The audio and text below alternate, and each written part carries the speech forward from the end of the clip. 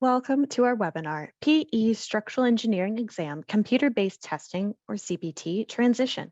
Thank you for joining us. At any time, you may adjust your audio using any computer volume settings that you may have. This session will be recorded and made available later on the NCSEA website. On the bottom of your screen, you will see the Q&A pod. To send a question, click in the text box and type your text. When finished, click the send button or push enter. All questions that you submit will be addressed at the end of the presentation. At this time, I'd like to turn the floor over to our moderator, Carl Josephson. Carl is the chair of the Structural Engineering Licensure Coalition. He was awarded the 2021 SEI W. Eugene Corley Award for advancing structural engineering as a profession, including licensure for structural engineers. Carl? Thank you very much, Kat. And good morning, everybody, or to some of you, good afternoon. For us in San Diego, it's good morning anyway.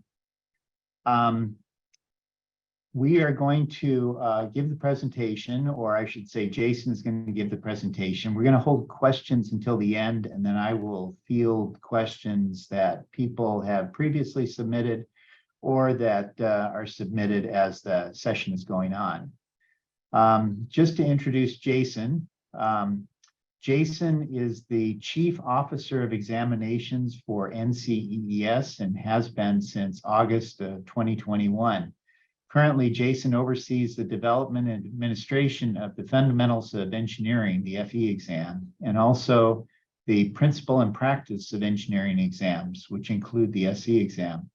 He also oversees the development and administration of the Fundamentals of Surveying exam, the FS exam, and the Principles and Practice of Surveying exams.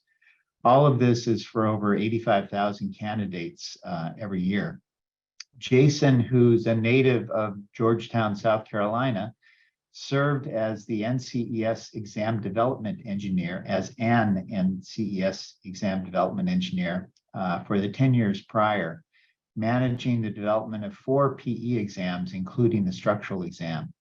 He brings over 12 years of experience in design engineering and private practice and for the South Carolina Department of Transportation. He holds a BS in civil engineering from Clemson University and is a licensed professional engineer. He's a member of ASCE, NSPE, SEI, and Theta Tau professional engineering fraternity. All of that, besides being a great guy to work with and a consummate professional. It's my pleasure to introduce Jason Gamble. Thank you, Carl. I certainly appreciate that. You are so kind. Thank you very much. Thank you to NCSEA for this opportunity, providing this forum. We certainly appreciate it very much as well. Indeed, good afternoon to some, good morning to others. I'm going to take a few moments of your time today and present to you the transition of the PE structural exam. As Carl said, I have been here working with the council for 11 years, first 10 as an exam development engineer, 1 for this national licensing exam. So while I'm hesitant to say that I know everything about anything or this exam in particular, I do know a lot, and I'll do my best to share with you as much as I can today and perhaps give you some knowledge and share some things with you that you didn't know. So without further ado, we're going to jump right into it. So as you can imagine, I've given this presentation several times. We started the transition of this exam in 2019. And each time I've given this presentation, I've done my best to take the feedback from it and improve upon it the next time we give it. The last time I gave this presentation was at the NCESEA Summit in Chicago. And I took that feedback and hopefully have made improvements to the presentation. One of the things that I do now is that at the very beginning, I offer you the NCES mission. Our mission is to advance licensure for engineers and surveyors in order to safeguard the health, safety, and welfare of the public. We do that by being supported by our member boards, our board of directors, staff, board administrators, and volunteers. Now, there are 4 ways in which we do that, and you can see those bullet points there. But the first one is first for a reason. and that's to provide outstanding nationally normed exams for our engineers and surveyors. And that's what this presentation is going to be focused around today, providing an outstanding nationally normed exam for structural engineers. When we began the transition of this exam to CBT, it was last for a reason, because it was much different than all the other exams that we had already converted. So you've heard the phrase, think outside of the box. When we began the transition for this exam, we got rid of the box altogether. We were going to have to do some things that perhaps we hadn't done before. But two of the things that we held sacrosanct were the reliability and the defensibility of this exam. Not just this exam, but all of our exams, including this one. And so when we talk about reliability, we can talk about technical reliability and calculated reliability, but what we're really getting at is that this exam's ability to adhere to the most recent PACs, the professional activities and knowledge study. That's where it's a job task analysis. That's where we go out and survey practitioners of a discipline, in this case, structural engineering, and we get your opinion on what it is that we should be testing a candidate with 4 to 6 years of experience in order to complete our mission in safeguarding the life, health, safety, and welfare of the public. With that PACs, we must adequately and accurately test the specifications for the breadth or AM exam, and do the same, adequately test the specifications and the performance matrices for the depth or PM exam, in order for this exam to remain reliable. Along those lines, the exam has to be defensible. We're testing candidates with 4 to 6 years of experience for minimum competency, not mastery, okay? We do our best to remove as much subjectivity as possible. And then in the end, we must be able to demonstrate that we have done our due diligence in achieving reliability. We undergo frequent independent audit of all of our exams. And we must be able to show that we've done all that we can and done the things that we say that we were going to do with regard to upholding our policies, our procedures, and our guidelines as far as our exams are concerned. Another thing that I touch on, because as I go through this presentation, you're going to hear me say things like NCES, member boards, the council. It's important that you understand what I'm talking about or referring to when I say those things. So when I say NCES, I'm talking about the 50 states, Washington, D.C., and all of the U.S. territories that make up the 69 engineering and surveying licensing boards over the whole country. The country is divided into 4 zones: Northeast, Southern, Central, and Western zones. All of those boards fall into one of those zones. Now, from that population, we get an elected board of directors, 4 of which come from the zones as vice presidents.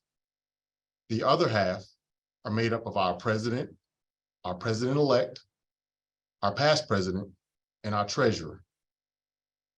Reporting to them directly below in the chain of command, you find our chief executive, in this case, David Cox. He's in charge of the day-to-day operations of NCES in this building where I sit in Greenville, South Carolina. Below him is a staff that has 6 departments, each headed by a chief officer like myself, where we carry out this day-to-day work. Now you see a dotted line that goes back up to an offshoot of the board of directors. That's where you'll find our oversight committees and task forces. This year we have 14 of them. Each year they're charged with different work to carry out with regard to our policies, our procedures, and oversight of our exams and what we do. And so when I say NCES, when I say the member boards, when I speak of an oversight committee later on in this presentation, keep this in mind as to where they fall in this governance. I'd like to talk a little bit about the history of the PE structural exam. It was first offered in 1985 as Structural 1 and Structural 2. They both were constructive response or essay, show your work type examinations. In the early 90s, the council, those 69 engineering and licensing boards, decided to transition to objectively scored exams with multiple choice questions, objectively scored. In 96, EPP, the Oversight Committee with respect to exam policy and procedures, made a motion to transition all exams to objectively scored. This motion was amended on the floor of NCES's annual meeting to exclude Structural 1 and Structural 2.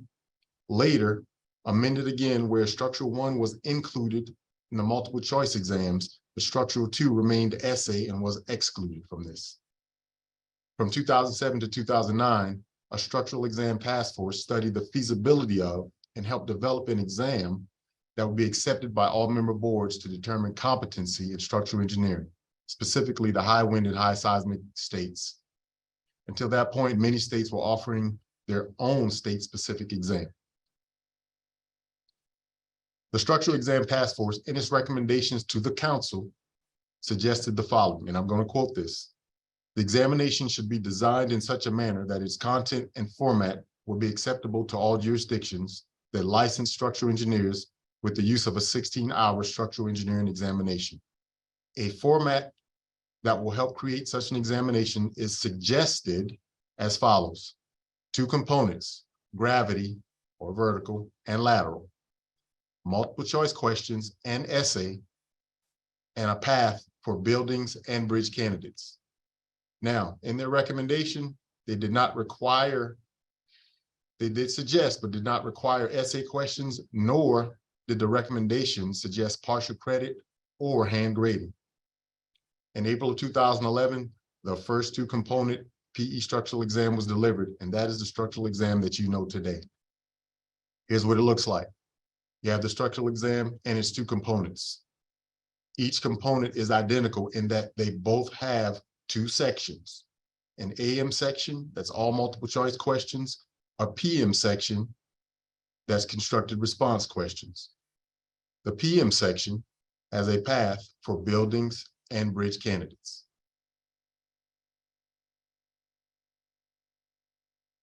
So while it's comprised of 2 components, acceptable results must be obtained for both components in order to pass the exam. Let me say that again because words matter. Acceptable results must be obtained for both components in order to pass the PE structural exam. Each component has an AM section and a PM section, which must be taken at the same time. However, each component can be taken at a different administration. What I mean by that, you can take the vertical component in April currently, and you can take the lateral component in October currently as we administer the structural exam today. The AM section of each component is 4 hours long and is comprised of 40 multiple choice questions. The PM section of each component is comprised of 3 bridges or 4 building constructed response questions, which must be manually graded. Scores from both the AM and PM are combined for a result. So they are dependent upon each other. So currently as it stands, a component's results is a combination of the AM and PM section. However, there's a minimum score for which each examinee must exceed in order to obtain acceptable results for a component.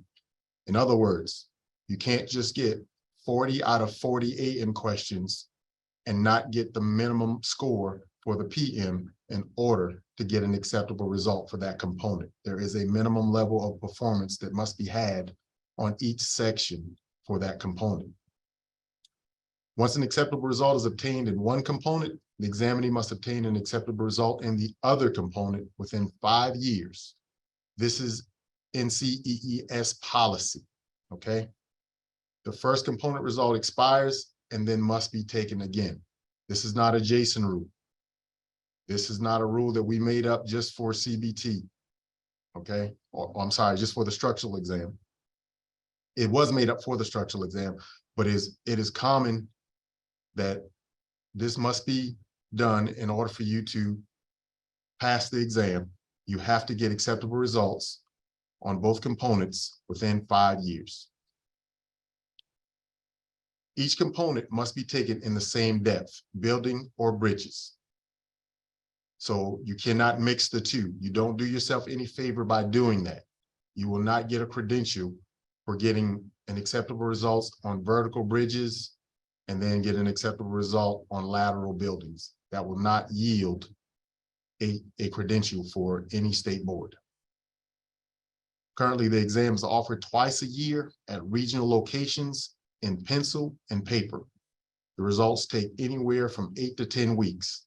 Now, I can say because now all the exams have converted over to CBT, except this one, we are able to get those results out a little bit earlier. This past fall, I believe they got out in about 6 weeks. So we still give ourselves 8 to 10 weeks. However, we have been able to get them out a lot quicker now that everything is transitioned. I want to talk a little bit about the history of computer-based transition. So in the fiscal year 07-08, the council reviewed the history of CBT. So wait a minute, what are you saying? Reviewed the history of CBT in the council. This was not our first look at CBT, and many may not realize that. In the late 90s, NCES considered transitioning to CBT, but at the time we found ourselves a little ahead of the curve. When we surveyed the potential candidates, in this case FE, they were not ready, and we found ourselves in a situation where many candidates didn't even realize what the FE was. So we took a step back and decided to educate our population more so on licensure and the FE exam before we proceeded with CBT. But during this fiscal year, we reviewed lessons learned there. We reviewed the history of CBT conversions in other professions, because certainly we're not the only profession. We're not the first profession to transition our exams to CBT. And so we tried to learn the pros and cons versus paper with regard to the transition. The next fiscal year, we conducted the survey similar to what we did in the late 90s to determine the attitude and perceptions about CBT. Once again, FE candidates as a pool. We received and reviewed and ranked 7 responses to a request for information from potential psychometric consultants. Everything we do is psychometrically based. Our examinations are heavily based in psychometrics in order to allow it to be defensible. We conducted a survey of jurisdictional laws and rules to quantify potential legislative impediments to CBT. When you have a state that has it written in its legislation that an exam shall be paper and you're converting it, well, that could be an impediment. So all those things had to be looked at before this transition were to happen. 2008, 2009 continued. A computer-based testing task force investigated the possibility of converting NCES exams to CBT. Next fiscal year rolls around, a regulatory committee met to prepare a report on those impediments regarding conversion, and the request for proposals subcommittee met with the select psychometric consultants who had responded to the RFI the previous year. In other words, the ball's rolling. This thing is starting to happen at this point. The subcommittee communicated with these oversight committees. Think back to the governance structure. EPE, the committee with oversight with regard to examinations for professional engineers. EPS, committee with oversight with regard to examinations for professional surveyors. And then again, EPP, the oversight committee with regard to exam policy and procedures. Okay. The Uniform Procedures and Legislative Guidelines Committee was charged with highlighting possible changes in the model law and model rules to facilitate or remove impediments to conversion to CBT. The Computer-Based Testing Task Force made a motion to the council, those 69-member boards, at the 2010 NCES annual meeting that the FE exam be converted to CBT as soon as feasible, and the motion passed by council vote. So all of the state boards, all 69 engineering and surveying licensure boards had their say, and this motion passed in order to convert our first exam, the FE exam, to CBT. Next fiscal year, a computer-based testing implementation task force, along with those two oversight committees, investigated the possibility of converting the professional engineering and surveying exams to CBT. The next year at the annual meeting, that task force, along with those two oversight committees, made various motions to convert the professional exams to CBT. All of their motions passed. The council as a whole voted to convert all professional exams, PE and PS, to CBT, including structural. So why do this? Why do this at all? Granted, I'm going to be biased when I say this. When we do exams, I feel that NCES, regard to paper, we do exams among the best there is that does it, okay? We do them very well. So what's the point? Why convert? Why transition? Why fix something that's not broken? Or is it? Two things at the top of that list, two reasons at the top of that list. Exam security, which is very important in what we do. Permitting candidate use of unlimited resources is a significantly high security risk problem in a pencil and paper world, okay? And that is something that is not allowed in any high stakes CBT exam, to my knowledge. Our security audits noted that allowances of unlimited textbook references is a high priority security risk, and collusion and identity fraud also pose a significant risk. And second on that list was exam measurement. We felt like we had taken pencil and paper exams to their extent, because there are limitations, and I'm going to try and point some of those out throughout this presentation as we go. So let's take a closer look at exam security and some of the benefits of converting to CBT. CBT could provide consistent and uniform security with biometrics, taking digital photos and palm vein captures. There's no chance, there's always a chance, but there's a slim chance of a candidate posing as someone else when we have a digital photo and a palm vein capture. We're able to monitor with video any and everything that goes on at an exam site in the event of someone attempting to breach the exam by taking information out by writing it down or something. Encrypted transmissions, trained and certified proctors. With the pencil and paper exam, they have to be printed, distributed, collected, stored. You reduce security breaches, the possibility of security breaches, by not having to do any of these things. When it comes to exam measurement, you can improve the validity, the reliability, and the fidelity of the exam through use of more advanced item types. We can gain statistics that we never gained before. We can record the elapsed time for each question and whether or not they're answered correctly. We can remove poor performing items statistically, And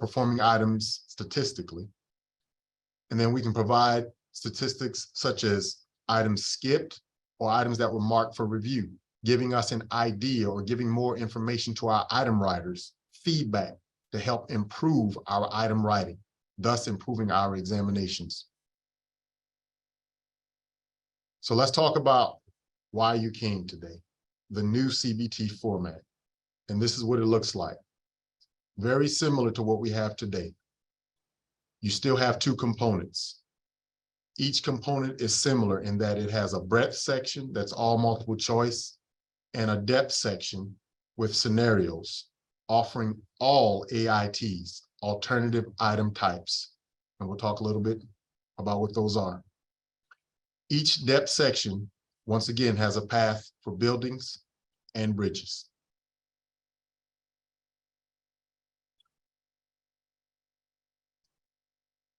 So while each component has a breadth and depth section, these are taken and acceptable results are obtained separately and at different times.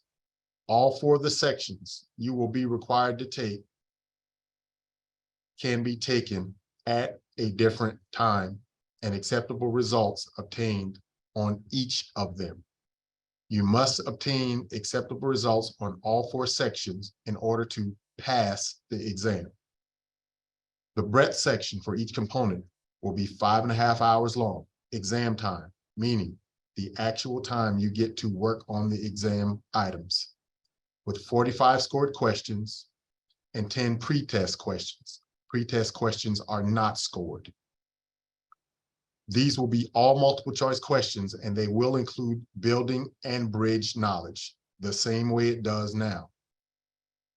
The breadth section will be 15 questions longer than the current AM section of the exam. Let's talk about why. So the breadth section has increased by 5 operational or scored items. We went from 40 to 45. That new breadth section needs to be long enough to adequately and accurately cover the exam specification. No longer does it have the PM section to depend on for coverage of anything. It must stand on its own. Therefore, it needs to be longer. It's not tied to a depth section in the afternoon with that component. It is independent of it now. The old AM section didn't stand on its own. Their scoring was intertwined. Now, there are different ways that you can do this for an exam to stand on its own and not lengthen it. However, we were not able to do that with our exam because our exam bank was not set up for it. One way that this is done is with adaptive testing. I believe it's done on the NCLEX exam for nurses. And that's where the candidate is being tested and the exams get harder and harder and harder and harder till eventually the algorithm realizes that you're above minimal competence, the machine shuts off, and you move on. The exam bank has to be robust enough to do that, and you must have a candidate population to do that, that will allow you to do that so that you can get the proper statistics on those items for a shortened exam. I also said that the breadth section was increased by, its length was increased by 10 pretest questions. On all NCES CBT exams, pretest questions are unscored and administered along with the operational ones, the scored ones. This is common practice in high stakes examinations. I've conferred with my colleagues who administer the MCAT, medical license exam, internal auditors, physical therapists, and a slew of others that sit at a round table. This is common practice in high stakes exam. It's done to evaluate a test question prior to its use as an operational question. You can gain statistics, you can screen it for fairness and general performance, and in some cases, you can beta test a new type of item or format to an item. And also, it allows us to bolster our item bank with questions that perform well statistically in a real testing environment. The way it's done today, we administer items that don't have statistics. They're new items, they've never been tested before, and regardless of how they perform statistically, they're still scored. That may not necessarily be the case when you have a pretest item. That won't be the case when you have a pretest item. Those items are not scored. So poorly performing ones are removed from the bank or never make their way to the bank as an operational item. Let's talk about the depth section for both buildings and bridges. Each one of those components will be 5 hours long. That's the exam time. Once again, the time you have to work on the exam. For 4 of the scenarios, 10 of the 12 questions are scored and will contribute to an examinee's result. 2 will be pretest questions. The 5th scenario is a pretest scenario entirely. All 12 of the questions are pretest questions. Once again, this is necessary to ensure new scenarios as well as new questions are added to the item bank. The questions associated with the scenarios will be alternative item types only. Only. That's very important. Alternative item types include multiple correct, drag and drop, point and click, and fill in the blank. I have a brief video that will show exactly what those items look like.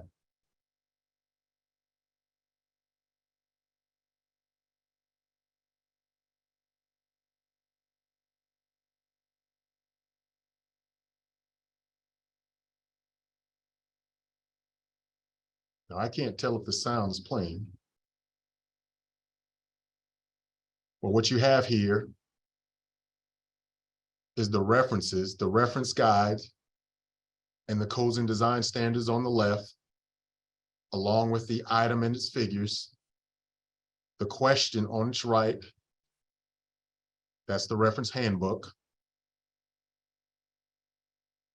Those are the codes and design standards, AASHTO, IBC, so on and so forth. The question on the right,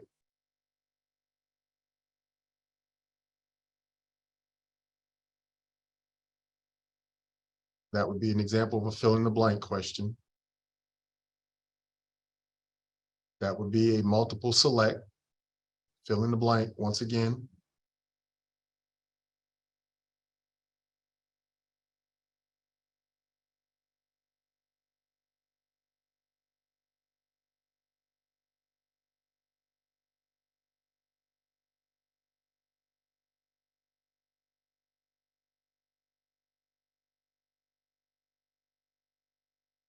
The questions will be such that if a reset is necessary, it will be done in order to prevent a cascade error.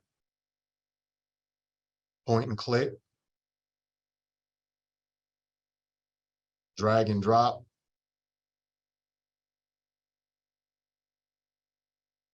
Now, one thing I would like to point out, and I apologize if there was no audio with that. One thing I would like to point out is I said that that was the depth, and it is an example of what the depth will look like, but you saw a single response multiple choice question in that example. That will not be the case for depth. Okay, I just want to make that clear. Despite seeing a single response multiple choice question along with those depth examples, that will not be the case for the depth exams. Multiple choice questions will only appear in the breadth portion of the PE structural exam. I just want to make that clear. Also, from that video, now that I think about it, the references, because I know that's a question for many of you. So you will have two types of references. You will have a supplied reference that our committee, our exam development committee, has been hard at working on. It will include things that are not necessarily in the codes and design standards, okay? You will also have all of the codes and design standards that are suggested for the exam. They will be delivered to you digitally. You will not be able to bring anything into the exam site with you, into the test site with you. They will be provided to you digitally, okay? They are searchable. They are bookmarked. I know those were questions that people had as well. You will have access to them ahead of the exam being administered. Okay, the plan is to have it ready hopefully 6 months before we go live with the exam. The breadth and depth section will be graded via computer. The depth sections for buildings and bridges will be offered twice per year, with results eventually available in 7 to 10 days. But for the first few years, the depth sections will be, the results will be available in 6 to 8 weeks, okay? So the breadth section will be delivered in what we call a loft format. You will be able to take that year round, okay? That's the breadth section. The depth section, at this time, our plan is to offer it twice a year like we do now. That's because the depth sections are brand new. The item bank has not been bolstered yet. We hope to one day get to the point where we can offer it too in a loft format, linear on the fly, where an algorithm will build a different exam for every examinee. But at this time, it's going to be offered in a linear fixed form format so that we can offer a different form to candidates on respective days, okay? So that is why the results are still going to take a while for the depth exam for the first few years until we get to the point where the item bank is bolstered. They will need a live cut score after each administration twice a year. Each section will also include a 20-minute break and a 10-minute time period to view a tutorial and review and sign a non-disclosure agreement. So you heard me speak earlier about exam time. Well, exam time is the time you have to work on the items in front of you. Seat time is the entire time your appointment exists. And so in addition to each exam time, you'll also have 30 minutes in order to do those things, get a break and view a tutorial and sign a non-disclosure agreement. So your actual seat time will be 30 minutes longer than your exam time. So in that case, for the breadth exams, your seat time will be 6 hours. And for the depth exams, your seat time will be 5.5 hours for each section.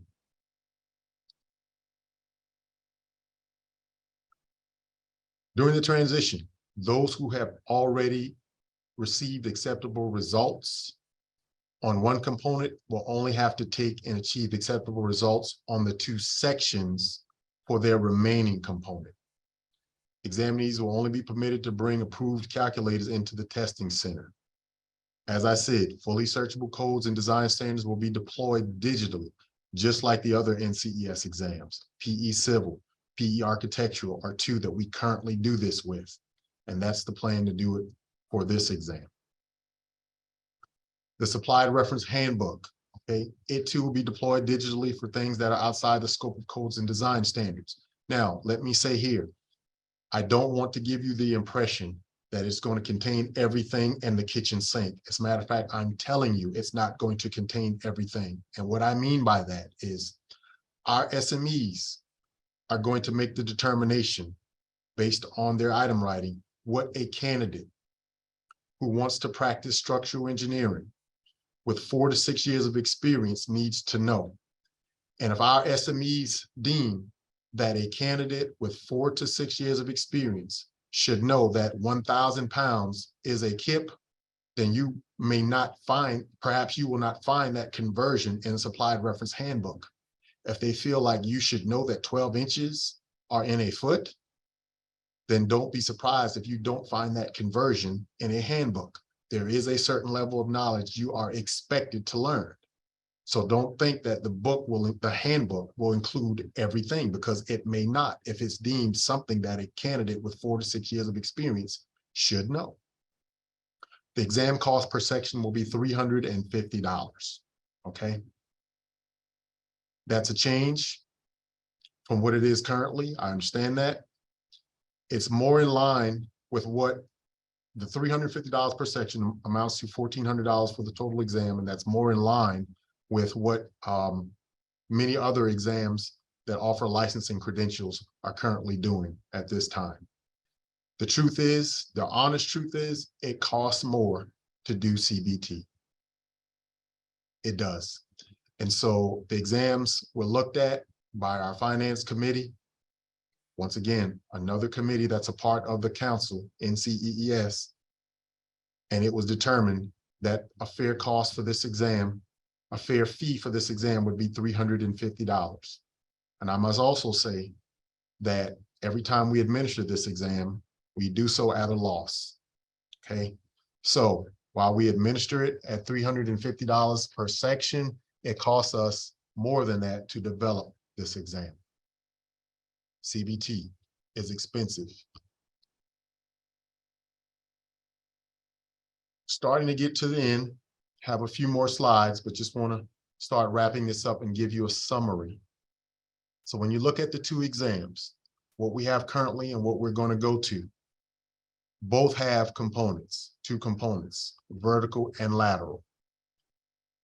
There's a breadth section for the existing exam that has an AM section with 40 multiple choice questions, and it's offered twice a year. When we transition to CBT, we will still have a breadth section. However, it will have 55 multiple choice questions, and it will be offered year round, okay? The depth section for buildings currently has 4 constructive response questions with 5 to 8 requirements each. We will still have scenarios. There will be 5 of them for depth sections for the buildings. They will each have 60 AITs, alternative item types, all machine graded, okay? No partial credit. The depth section for bridges currently has 3 constructive response questions. Once again, each with anywhere from 5 to 8 requirements. When you look at the CBT version of a depth bridge exam, it too will have 5 scenarios with 60 AITs. The sections as they exist currently are not administered separately. They are administered by a component and they are not independent. You cannot retain your section results. However, when we administer it in the CBT world, you will be able to retain your section results. 2 independent components currently make up the exam. While we still have 2 components in the CBT world, there are 4 independent sections that make up those components. The results take anywhere from 8 to 10 weeks. I told you that we're probably able to get them out a little closer to 6 now because of the transition of the other exams. With the new exam in the loft format for the breadth, the exams results should go out in anywhere from 7 to 10 days. And eventually we'd like to get there with the depth portion. But in the very beginning, in order to bolster the item bank, each exam administration will have to have a cut score. So the results will probably go out closer in the 6 to 8 week time frame. Some of the benefits of CBT, because I understand, I hear the questions, I hear the comments, I understand the comments about 4 sittings. We only have to sit 4 times. We only have to sit 2 times currently. Now we have to sit 4 times. That's true, but it's also true that you don't get to retain your section results. I get to see all of the results with every administration. And I can tell you that there are those among you, your peers, that have done poorly on the exam or failed the exam, and it's because of one or the other. Yet when they return to retake it, they're taking both portions of the exam because the components results, AM and PM, are intertwined for their scoring. In the new world, they'll be able to retain those section results. They'll be able to test up to 3 times in a 12-month period for the breadth section. Our exam, the CBT exams, you're allowed to test up to 3 times in a 12-month period. No more than twice in a quarter. For the depth section, you'll be offered the exam over a window with your choice of day. Your registration will last for 12 months. You'll be offered more testing locations. They'll be exclusively at Pearson Professional Centers. Currently, there are 353 of them worldwide. Testing conditions are standardized. So when you live in a state like mine, in the paper world, we had 1 test site for the PE exam, and that was in the state capital.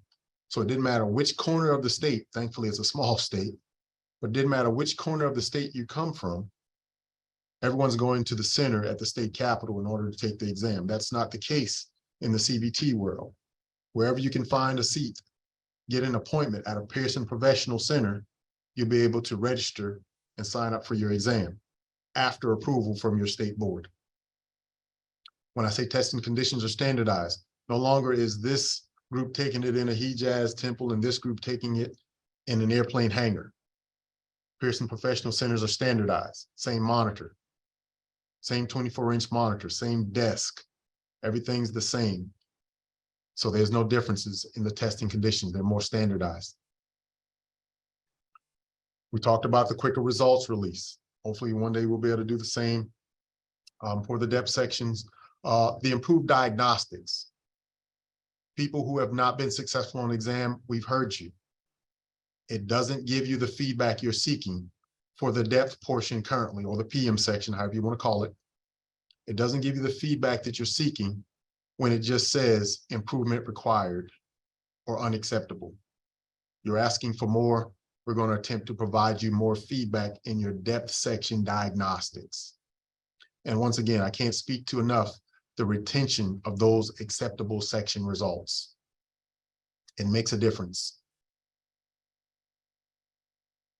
There are still some things that we have underway. That 5-year rule as it's written, and as you heard me say, I don't have the ability to do anything about as I sit. That is NCES policy that must be approved by the council. So as it stands, yes, that policy, that rule, whatever you want to call it, is still in effect. And it will be applied to the CBT format.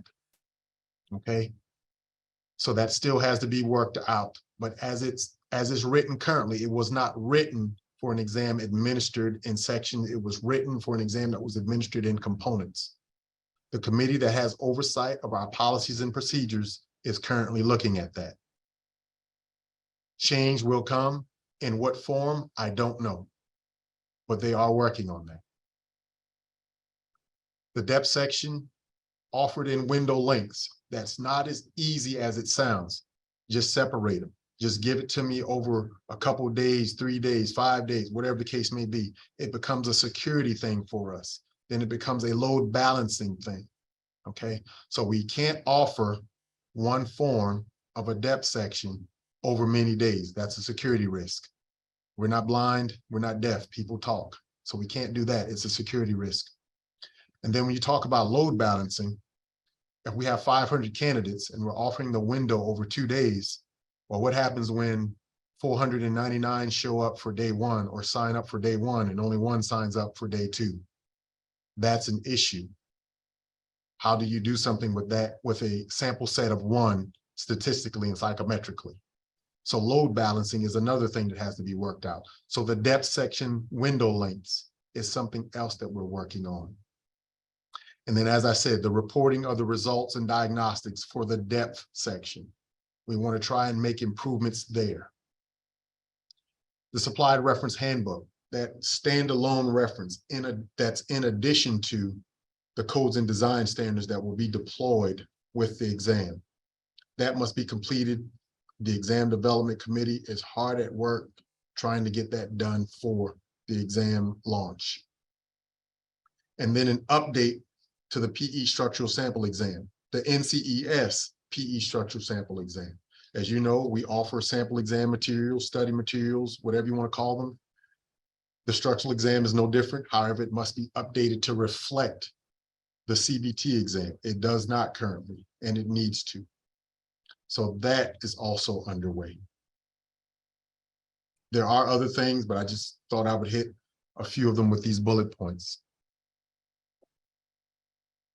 For more information about the transition to CBT, you can go to our website, nces.org/CBT, or for videos relating to our CBT program, you can go to our YouTube channel and visit there. There's lots of good information that we have there regarding the transition of all of our exams and things to look for and what you can expect with regard to CBT and testing in a computer-based environment.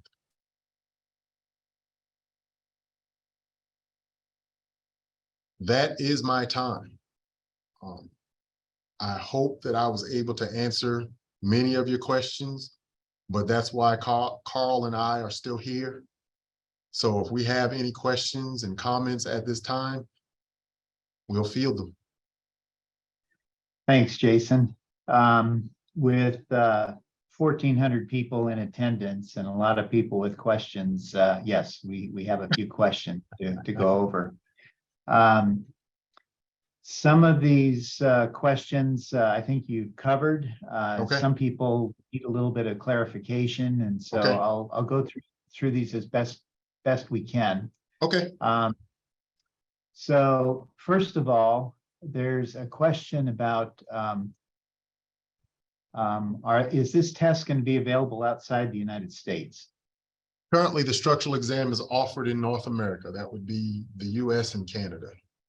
So that would be my answer to that right now.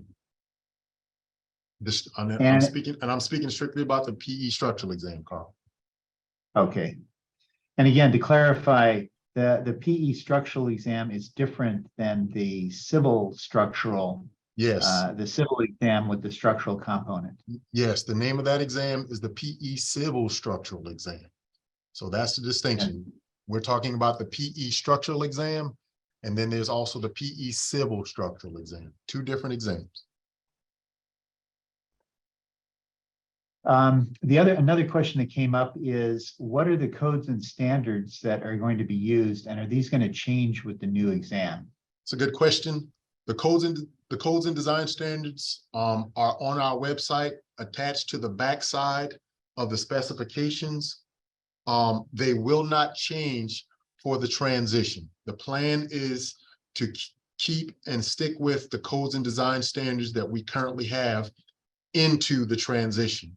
So when they change, and as everyone on this call knows, they do change, they will change at some point after we have transitioned. But what they are currently today that can be found on our website is what they will be when we transition. Another question that I'm sure a lot of people are interested in, and I know it's a loaded question, but what are the expected pass rates? Yeah, see, yeah, it's kind of a loaded question. Many of you on this call perhaps have participated in trials where your opinion gets to be taken as fact. And so I'm often cautious about what my opinion is in this role because it'll be taken as fact. We don't manipulate the pass rate in any way. I can't stress that enough. We develop our exams based on our standards, our guidelines, our policies, our procedures, and they come out to be what they come out to be. We're not shooting for this or trying to avoid that or anything. If we end up with a pass rate of 0%, something's wrong. If we end up with a pass rate of 100% and have never got one, well, what happened? Why did it happen? So we monitor the pass rate, but we don't manipulate it in any way. So as far as an expectation, I really don't have one. I have some thoughts on it, but again, I'm hesitant to share them because I just don't want my opinion to be thought of as fact in any way because we all have an opinion. Another question that came up was, will there be a special exam for the California SE?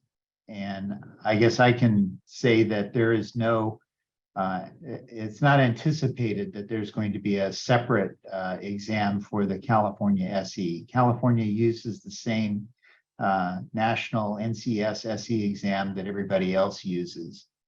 Another similar question was, will there be state-specific requirements? How this exam is used is up to the individual states. The exam itself is the purview of NCES and Jason and his committee. Would you agree with that? Yes, it's a national exam. It's up to the states how they want to use it. We offer an exam and the state chooses to use it to license its candidates and provide whatever credential they see fit. There's a question, will there be a new list of topics covered? And I assume by that they mean test specifications. Yeah, the test specifications that we currently have on the website are the ones that we're going into to transition with. Early in the presentation, that's why you heard me talk about the reliability and the defensibility of the exam. We're sticking with the specs that we currently have. We adhere to them to the letter. That's why we ended up with what we ended up with. And so the current specifications that are on our website will be the specifications that will be tested as we go into the transition. Another question came up, will the states be accepting of the CBT format? I think you've answered that, but go ahead. Yeah, so once again, all states are part of the National Council.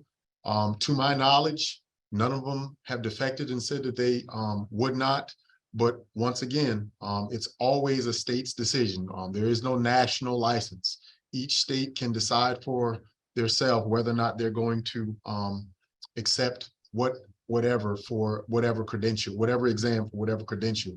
But to my knowledge, it'll be accepted among the states that are currently accepted. There's a question here that I think relates to another question. So let me combine the two. Okay. The question was, how do you draw details and type out equations in the new CBT format? And somebody else said, can you explain the AITs a little bit better? Okay, so the first, I got the question about the AITs. Say the first part again, Carl. Question was, how will you draw details and type out equations in the new CBT format?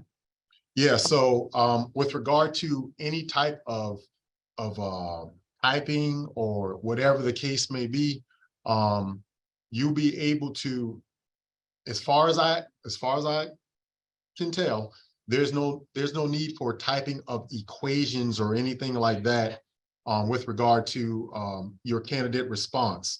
As far as your scratch work and whatnot, all of that, you're still able to perform your scratch work as you would have given the writing instruments that are provided to you in the test site. So as far as any type of typing or manipulation of text, you will be able to do whatever is required of you with what you're giving, and that would be the keyboard and the mouse.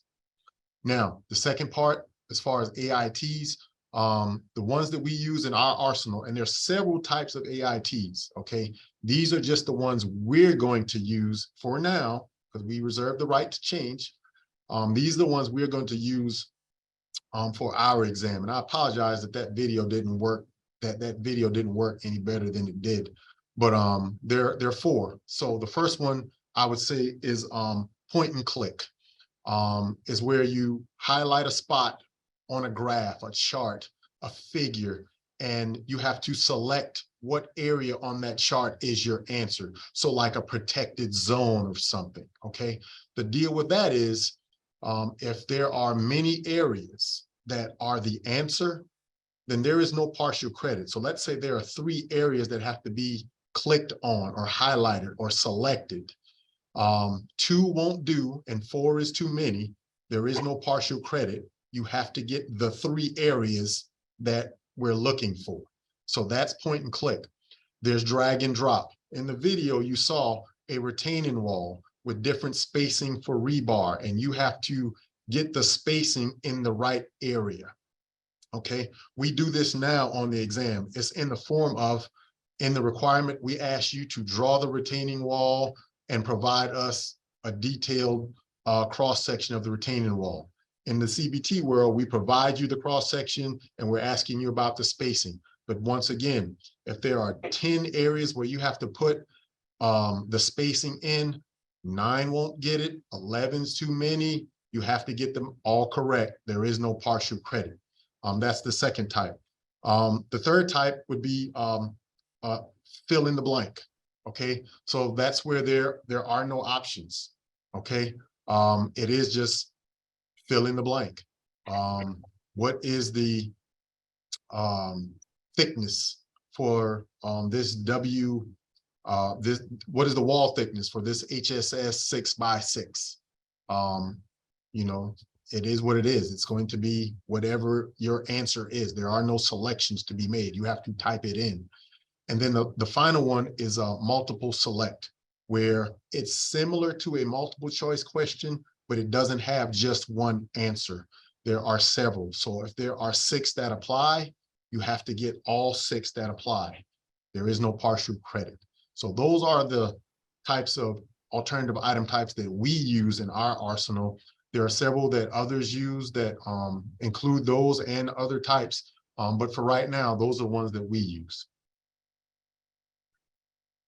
There's a question here. I'll go ahead and read it. I think it reads well enough. Can you please explain on the time frame for the depth portions, when the depth portions are offered?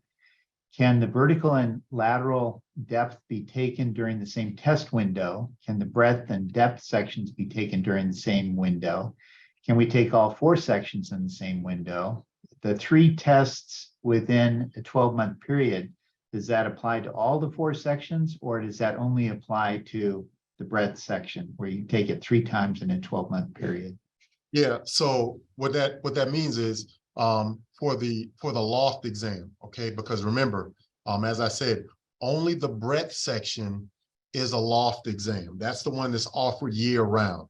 You won't have that problem with the depth exam currently, because the depth exam is only going to be offered twice a year over a window. That window might be as short as 2 days. So you won't have that issue with the depth exam. The loft exam, the breadth exam, is the one where you're only allowed to take it 3 times in a calendar year, but no more than once in a quarter. Another question is, if you skip questions during taking the exam, can you go back and answer them later? Yes, as long as you're on this side or that side of your break. So you heard me talk about you get a 20-minute break during the exam. So while you're operating in the exam environment and you're on this side of the break in the machine, you haven't gotten to the point where the machine's told you that you've gotten to the point where you can take your break or whatever the case may be. It's up to you to manage your time, but you haven't gotten to the midpoint of the exam where we tell you it's the midpoint. You're able to skip and move back and forth the same way you would flip your exam booklet. But once you've taken a break and you've left the exam environment and you come back, you cannot go back to that previous section. The same way in the paper world, where we pick up your AM booklet, you don't get your AM booklet back when you come back after lunch. Another question is, will there be practice tests in order to try or to check out the CBT version? We're working on that. Right now, the only thing we're going to be able to offer right now that I can guarantee you is the hard copy sample exam. But we do recognize that that's something that people have asked for, and we are researching the possibility of some type of interactive sample exam. I don't have a timeline or an ETA, but it is being researched because there are other credentialing organizations that offer those, but it is being researched. But at this time, no, not an interactive sample exam, only a hard copy publication. Okay. Are building and bridges still combined? For the breadth portion of the exam, you will be tested in building and breadth knowledge. And that is because we have not changed the specification. The current specifications for AM as it exists test both building and breadth knowledge. So for the Bridges? Thank you. Bridges and building knowledge. And so for CBT, the breadth exam will test building and bridge breadth knowledge. And then for the depth, those are separate modules for building and bridges. That is correct. Separate pathway in the depth module, just like it is now. So is there still a 5-year max time from when you pass the first part to when you when you successfully complete one of the sections to when you successfully complete all of the sections? Yeah, so as it exists today, Carl, the answer is yes. The policy is policy. Again, the boards, those 69 boards voted on it. I can't do anything about it. That's policy. So yes, it currently exists. And so as it stands today, again, they're working on it, but as it stands today, yes, that policy is still in effect. So those of you, when October rolls around and you've gotten acceptable results on one component, your clock is still ticking. Your results don't expire. If you got acceptable results in the paper world and they haven't expired, they're still good moving forward after the transition. You do not have to take your result, your component over. You don't have to pass it all in CBT. A portion of your results, as long as they're not expired, can be gotten out of paper. Question came up as to whether there's going to be any extension because of COVID of that 5-year time period. No, we did not provide an extension, a blanket extension just for COVID. We provided an extension. So during the pandemic, when we canceled an administration, the April 2020 administration, those who signed up for that administration, we gave them a 1 administration extension. But if you were not signed up for that administration, you did not receive an extension because you did not sign up for that administration. Okay. Let's see here. The Pearson VUE, does Pearson VUE offer dual screens or is it just a single screen? Do you know? One 24-inch monitor. That's it. All That's right. it. A question came up is how will grading be handled? But these are all computer graded, both the Machine breadth graded. and depth, correct? Breadth and depth are both machine graded. That's correct. All right. Are there any new per question time targets? In other words, do you have targets for the amount of time it's going to take for each question? Yeah, so we're going to get real world feedback on that this time. But as far as our development, we stuck with the same time targets as we always have because we did not change the specs or anything. So because the depth exam went from got 15 questions longer, we always targeted that 6 minutes per question. You got an additional 90 minutes. So that wasn't magic. That's why it went from 4 hours to 5.5 hours. So we stuck with the same six minutes per question time target. We'll get real world feedback once we start administering in CBT to see what candidates are really taking on the exam. But for now, as we transition, that's why the exam was extended an additional 90 minutes when we added the 15 additional items. There's a question about whether there's any additional cost for Pearson VUE on top of the $350 that it costs for the exam. No, in other words, Pearson VUE doesn't charge any additional for that, do they? No, that is what you pay for the exam. Everyone's cut comes out of that, so to speak. Got it. If somebody passed, I shouldn't say passed. If somebody successfully, yeah, I know it's a hard thing to get away from. Tell me about it. If somebody successfully completed either the vertical or lateral portion of the exam, of the old exam, how do they handle that when it comes to CBT? As long as their results don't expire, they roll into CBT. So in other words, if you still have, if that rule is still in place when transition comes around, all right, and October of this year passes and you have not passed your exam, you still only have acceptable results on one component and it has not expired, then that component result is still yours until it expires. And so you still just need to get acceptable results on one component in CBT, which means acceptable results on 2 sections. I'm going to read this question to you. It's probably going to take a bit of it. Again, it may take a little explanation. It seems like the test will evaluate correct answers only and not the process. For example, if the answer to fill in questions is a number, there will not be a way for the checker to review and credit any points for correct procedure, but a wrong answer. A lot of the time in real life, different engineers make varying degrees of assumptions and may come up with different answers, which all may be okay, but say have a varying degree of conservatism in their numbers. How do you plan to deal with these questions or these question types? There's no partial credit. We don't assume partial credit for any other exam that we administer in CBT. And so when we transition this one, there'll be no partial credit. That came along with hand grading, and we won't be hand grading this exam. There's been a couple of people that asked for a clarification on how often the portions are going to be offered, the breadth section and the depth sections. Can you, again, go over that one more time? Yeah, no problem. So the breadth section will be offered year round.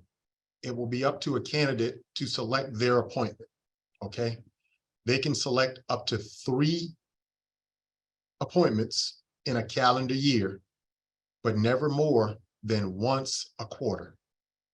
Okay, so in a calendar year, January 1 to December 31, You get 3 appointments.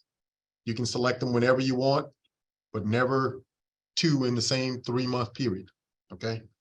The depth sections are going to be offered twice a year, all right? And they'll be offered over a window. That's our plan right now. Again, we hope to be able to do that, all right? We're working on it very hard. So the depth section will be offered twice a year over a window, 2 days, 3 days, 4 days, 5 days, whatever the case may be. Don't hold me to any of those days because we don't know yet, but we're trying to offer the depth sections twice a year over a window.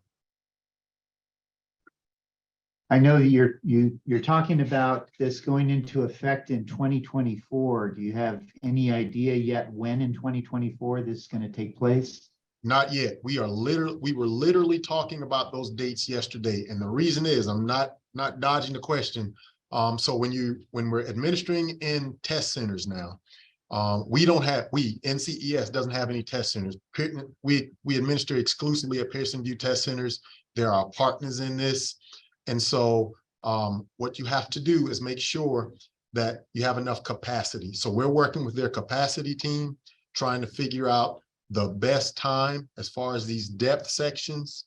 When are we going to be able to offer them on over X amount of time so that our candidates, all X thousand of them, potentially will be able to go in and get seats and appointments. So we are currently working with Pearson VUE's capacity team and trying to figure out literally the actual dates in 2024 that we can administer this exam. Literally as late as yesterday, I was looking at emails about this. So we're working on it. I know we're jumping around a bit here, but on the fill in the blank where you're asking for a particular number, is there going to be a range or are you looking for a specific number? That is correct, unless there is a specific number, So for instance, in my example, if the answer is indeed an HSS 6 by 6 by 1/2, and they want you to fill in the thickness, then the answer is 1/2. That is an exact number. But for something like base shear, perhaps, maybe maybe something not as exact, there'll be ranges. So yes. Okay.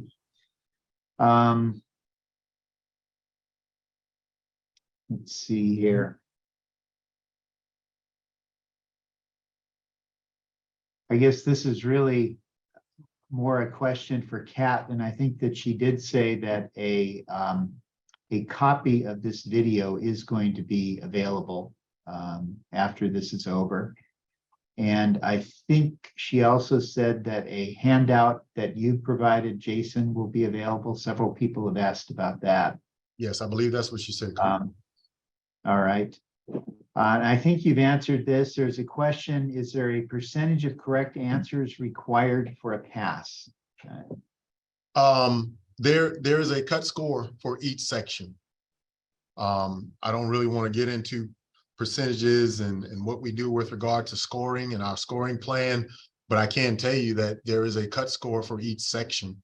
There are 4 sections a candidate is required to take in order to pass, and there'll be a cut score for each section. All right, let's see. There's a question that will scratch paper be available during the testing? Yes. So there's a laminated pad and a marker that's provided. You get one, and if you need another one, you raise your hand and you get another one. After they retrieve the first one, it has 10 pages total. However, the first page has instructions on it, so you have 9 pages total for you to perform your scratch work. I assume that the exams will all be in English units. Is that correct? All NCES exams are only, well, no, I'm sorry. I thought you said language. You said units. Yes, yes, as opposed to metric.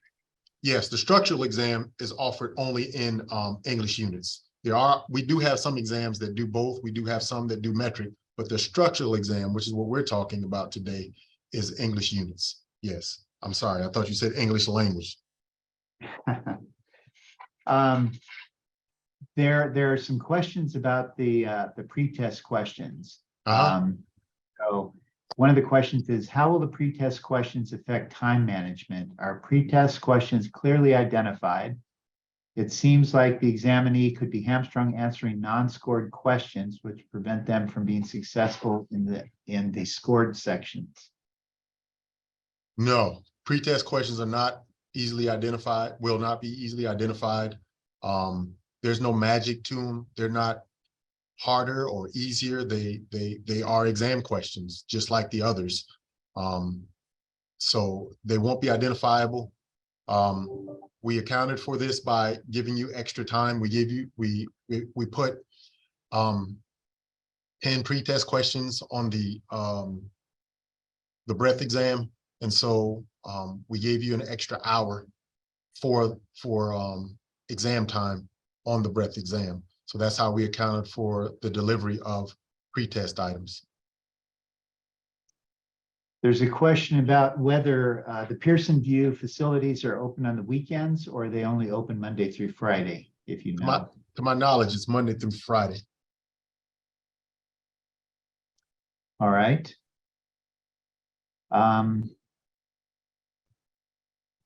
Let's see here.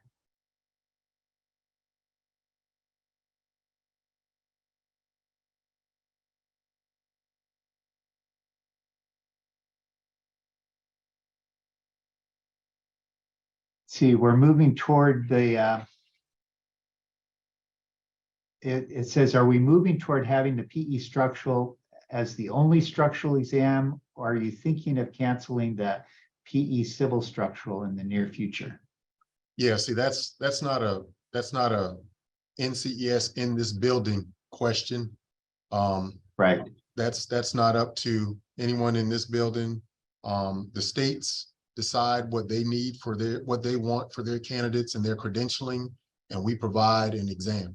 So as long as a state needs or wants an exam and all the other rules that apply as far as an exam being in existence, we're not violating any policy or whatnot, it will exist. So the PE civil structural exam is here. As far as I know, it's not going anywhere.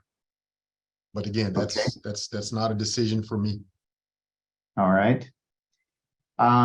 Question came up is each section that's offered, is it on a separate day, and is there any possibility that two sections can be completed in one day? It is highly unlikely that two sections can be completed in one day because the length of the seat time is longer than a center is open. That's what the 4 sittings come from. That's where the 4 sittings come from. What was the first part of the question? I'm sorry. Yeah, can you take, basically the question was, can you take more than one section in one day? That's basically what the question was. No. Okay. No. Too long. The next question, there were a number of questions about the reference materials that are going to be provided.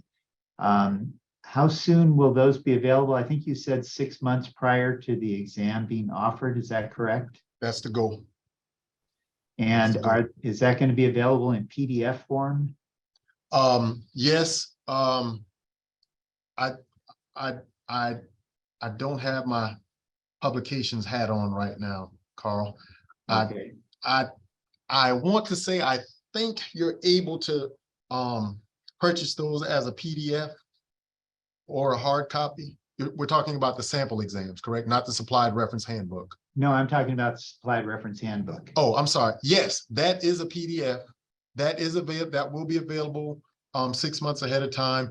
The catch with that is you have to create your My NCES account. But once you've done that, you're able to download that. Okay, there's no charge for that? No, no charge for that. And that's exactly the same reference that you will have with you when you're taking the exam? That is the one that will be deployed with your exam. That's correct. So it would behoove somebody to get familiar with it and where to find things and how it's organized and what's available. Yes, it would. Okay.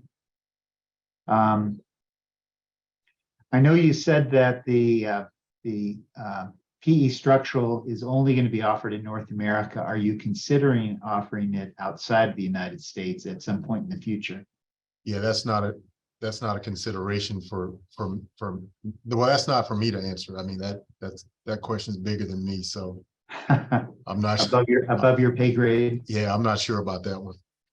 All right. All right, gentlemen, I apologize. We are unfortunately out of time today. Uh-oh. I know. Yes, we had so many questions. And from our audience, if you did not get your question answered, please reach out to Jason. He has kindly offered up all people to submit their questions to him directly. And you can see his email is in the chat right now for you. So that's jgamble@ncees.org. So please reach out and he'll be able to assist you further. Jason and Carl, are there any final comments to our audience today? I just want to say thank you. Thank you to NCSEA. Thank you, Carl. Awesome job. As always, I expected nothing else. Thank you for doing this and giving me the opportunity, giving NCES the opportunity to put this information out there. We certainly appreciate it. Had an awesome forum today. So thank you. Thank you so much. And on behalf of SELC, CASE, NCSEA, and SEI, I'd like to thank you for your participation in today's event. This recording will be made available on the NCSEA website, along with a flyer from NCES, providing an overview of what we've discussed here today sometime in the next week. This concludes today's program. Thank you and have a great day.